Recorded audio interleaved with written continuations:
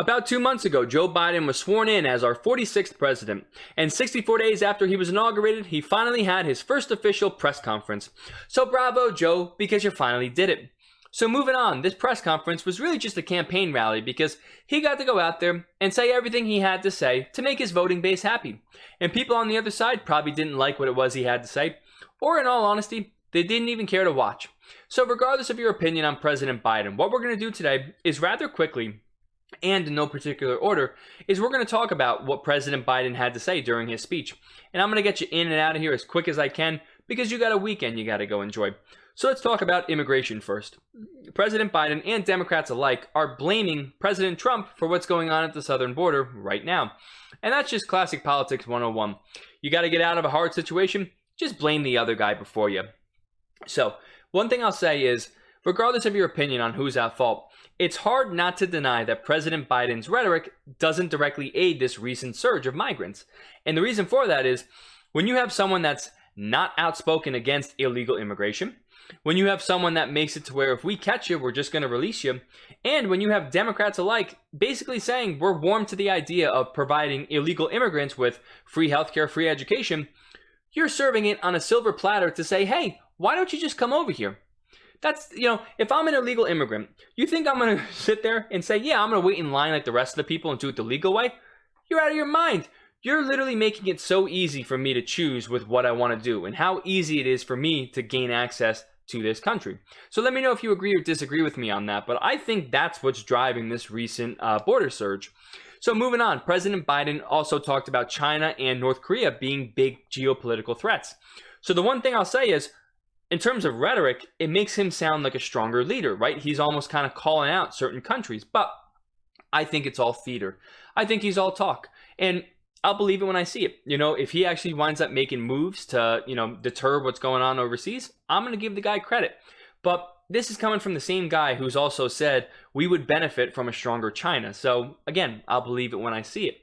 He also mentioned he sees no reason why there should still be troops in Afghanistan. So I'm relatively anti-war, and to me this sounds okay. I'm like, yeah, we don't need to have people over there all the time. But again, this is coming from someone that his whole life has been pretty much pro-war. And a few weeks ago, he was in favor of bombing Syria. Well, they did bomb Syria. So again, I'll believe it when I see it. I think it just makes him sound good. Makes it seem like he's anti-war, despite the fact that I think deep down, he loves war. But moving on, because there's a decent amount of things we can get to. Briefly, he talked about infrastructure. I believe he mentioned a little bit about new government spending, trying to improve certain things, some government relief here and there. He also talked about gun control. The filibuster was another topic as well. So if you want to know my thoughts on gun control, I'm just going to post a video up top over here and you can hear my thoughts on it. I'm going to let you in on a little secret. If you're brand new to the channel and you want to know my stance real quick, shall not be infringed. That's all you got to know. But still, I'll post the video up there for you. But moving on. He also mentioned vaccine distribution. That was a big topic as well. And he wants to double the amount of doses given in his first 100 days, right? Because they're making better progress.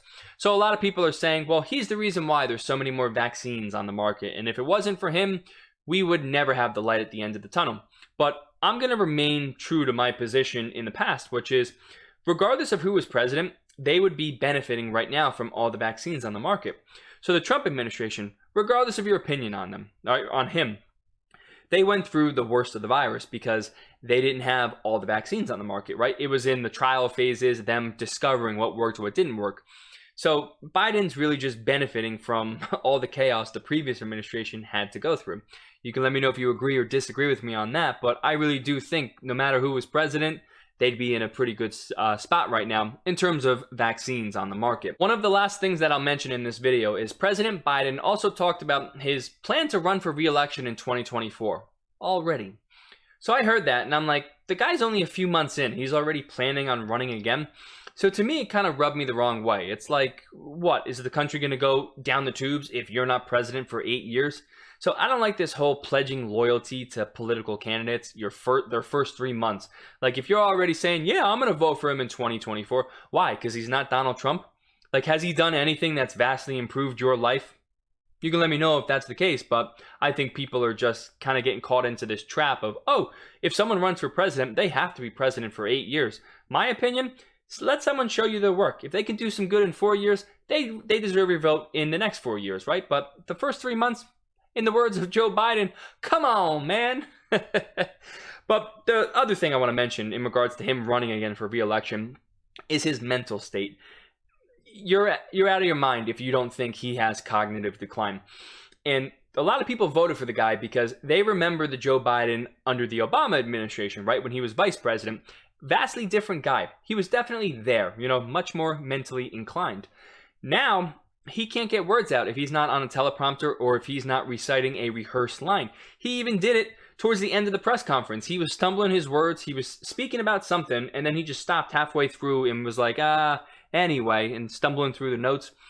So all I'm trying to say is, if Democrats continue to keep him out of the media, because that's obviously what they were doing all along, you keep him away from reporters, you keep him from asking questions or answering questions, people that voted for him the last time will probably vote for him again because they're comfortable with that old Joe Biden. And if they never see who he really is today, they're probably still going to cast that ballot for him. And like I said before, in the towards the beginning of the video, was a lot of people just voted for him because he wasn't Donald Trump.